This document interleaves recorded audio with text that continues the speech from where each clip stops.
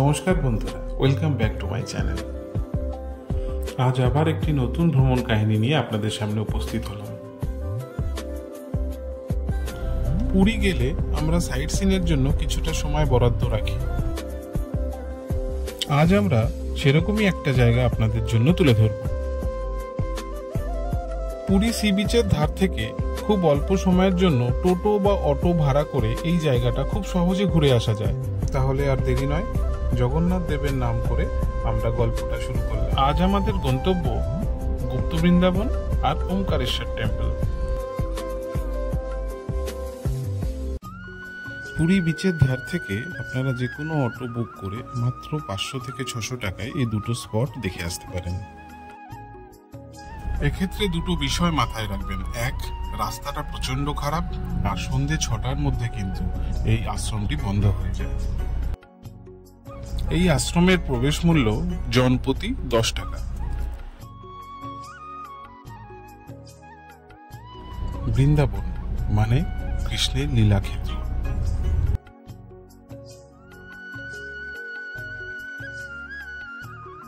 যখন আপনারা এই আশ্রমে প্রবেশ করবেন, আশ্রমটি ঘুরে দেখবেন চারদিকে ভগবান কৃষ্ণের লীলার সমস্ত কিছু বর্ণিত রয়েছে, এবং এই লীলাক্ষেত্রটি যেহেতু চারপাশে বিভিন্ন ধরনের গাছের মধ্যে গুপ্তভাবে রয়েছে, তাই স্থানীয় মতে এই জায়গাটির নাম গুপ্ত বৃন্দাবন।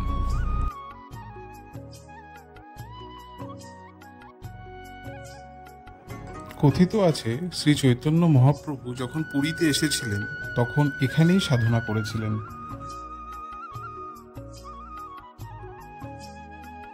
এছাড়াও নানা দেবদেবীর মূর্তি এখানে আপনারা দেখতে পাবেন, যেগুলো অসম্ভব সুন্দরভাবে এখানে সাজানো।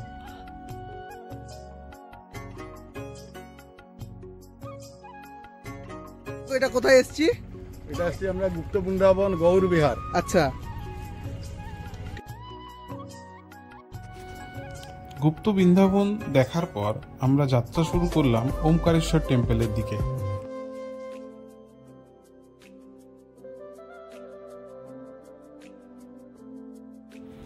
এবার আসি ওমকারেশ্বর টেম্পলের কথায়। এই নবনির্মিত মন্দিরটি এক কথায় অনবদ্য।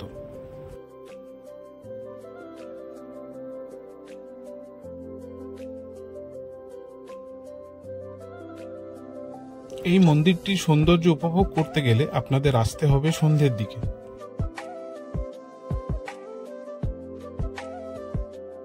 এই মন্দিরটি অসম্ভব সুন্দরভাবে আলোকসজ্জায় সজ্জিত।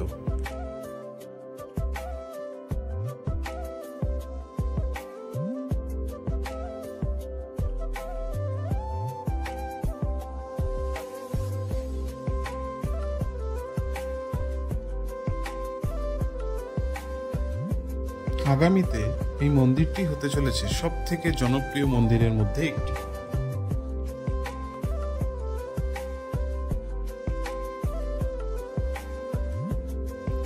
সময় নিয়ে আসুন, কথা দিলাম নিরাশ হবেন না।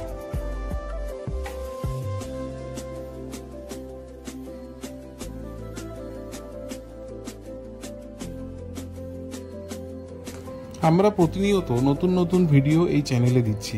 আপনারা যারা এই চ্যানেলে নতুন, তারা চ্যানেলটিকে সাবস্ক্রাইব করুন এবং অবশ্যই বেল আইকনে ক্লিক করুন। তাতে আপনারা যে ভিডিওগুলো আমরা দেব তার নোটিফিকেশন পেতে থাকবেন।